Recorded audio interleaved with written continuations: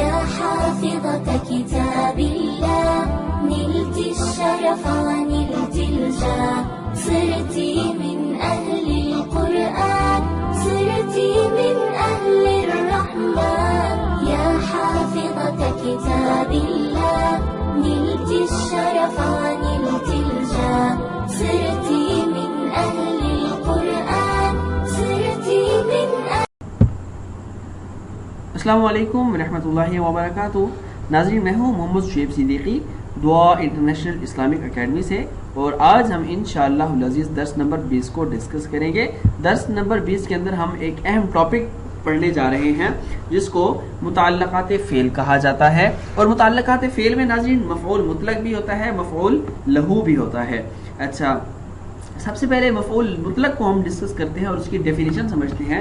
مفعول مطلق کی جو ڈیفینیشن ہے، دیکھیے کہتے ہیں کبھی جملہ فعلیہ میں، شرط یہ ہے جملہ فعلیہ ہو، جملہ فعلیہ میں فعل کے بعد اسی کا ہم معنی مصدر لایا جاتا ہے، یعنی جو فعل ہوتا ہے نا اس کے میننگ کے ساتھ سیم میننگ کا مصدر لایا جاتا ہے، اس مصدر کو مفعول مطلق کہتے ہیں. ٹھیک ہے، اب مفعول مطلق کی ڈیفینیشن تو جان لی، لیکن اس کو ہم یوز کیسے کر سکتے ہیں؟ مفعول مطلق کو اس کا استعمال کتنی طرح سے ہوتا ہے؟ فرمایا مفعول مطلق کا استعمال 4 طرح سے ہوتا ہے.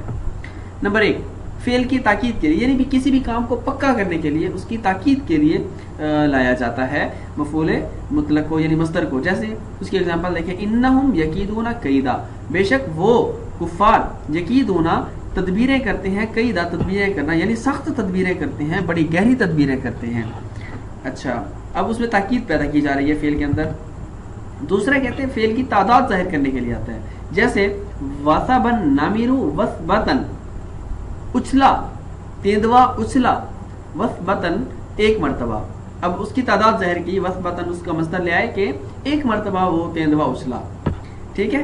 اور تیسرے نمبر پہ فعل کی کیفیت بیان کرنے کے لیے بھی استعمال کیا جاتا ہے مفعول مطلق کو، اس کی کیفیت. جیسے آیت مبارکہ ہے انا فتحنا لک فتحا مبینا. اب فتحنا اور فتحن دونوں سیم ہے نا، یعنی اس کا مصدر فتحنا فعل ہے، فتحن اس کا مصدر آیا ہوا ہے، لیکن اس کی کیفیت بیان کر رہا ہے کہ بے شک ہم نے فتحنا لک، ہم نے کھول دی آپ کے لیے فتح مبینہ، واضح فتح.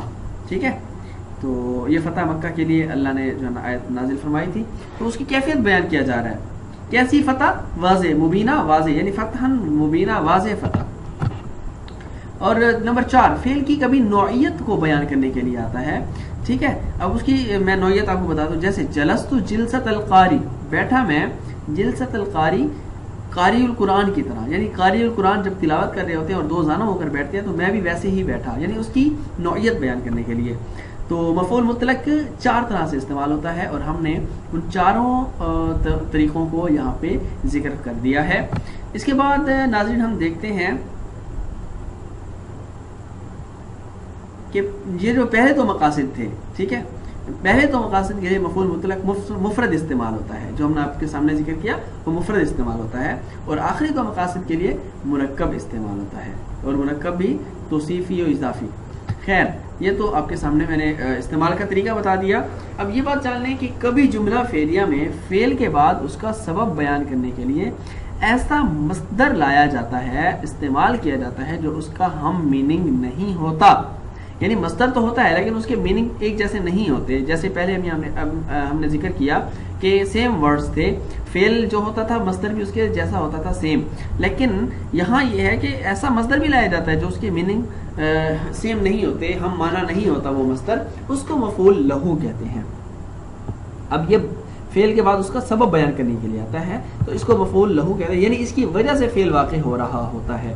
جیسے اللہ تبارک و تعالیٰ نے فرمایا، قال اللہ تعالیٰ، اللہ نے فرمایا لا تقتلوا اولادکم، نہ قتل کرو اولادکم، اپنی اولاد کو، خشیت املاک، مال کے خوف سے، رزق کے خوف سے، معیشت کے خوف سے، معاش، ذریعہ معاش روزی کے خوف سے اپنی اولاد کو قتل نہ کرو. یعنی اب فعل کس لیے آیا ہے؟ لا تقتلوا، نہ قتل کرو اپنی اولاد کو، لیکن اس کا سبب بیان کرنے کے لیے. اب فعل تو ہم نے ذکر کر دیا، اللہ نے فرمایا اپنی اولاد کو قتل نہ کرو، اس کی وجہ کیا ہے؟ اس کا سبب اللہ نے فرمایا خشیت املاک، یعنی روزی کے خوف سے اولاد کو قتل نہ کرو. تو یہ کیا تھا؟ مفعول لہو.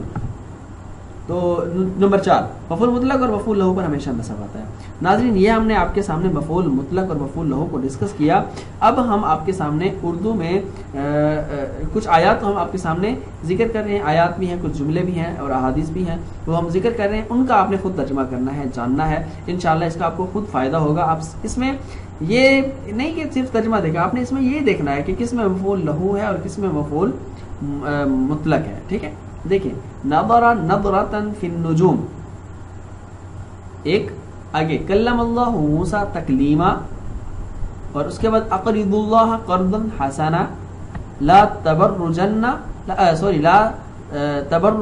لا تبرجن تبرج الجاہلیتی, اور من قام رمضان احتسابا غفر لہ. اب اس میں نے جو آپ کے سامنے یہ جملے آیات یا احادیث ذکر کی ہیں, تو ان میں میں پہلا جملہ آپ کو بتاتا ہوں, نظر نظرۃ فی النجوم.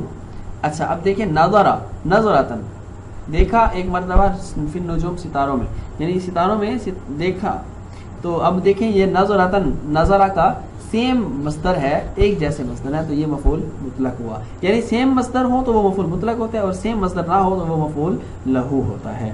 تو یہ تھا آج کا لیکچر, اور آپ اس کو نوٹ کریں, یاد کریں, سمجھیں. بہت ہی کام کا ہے. اس کو سمجھنے سے آپ قرآن کریم کی آیات کو سمجھنے پہ ماشاءاللہ مہارت حاصل کر لیں گے. تو ملتے ہیں انشاءاللہ اگلے لیکچر میں. تب تک کے لیے اللہ حافظ.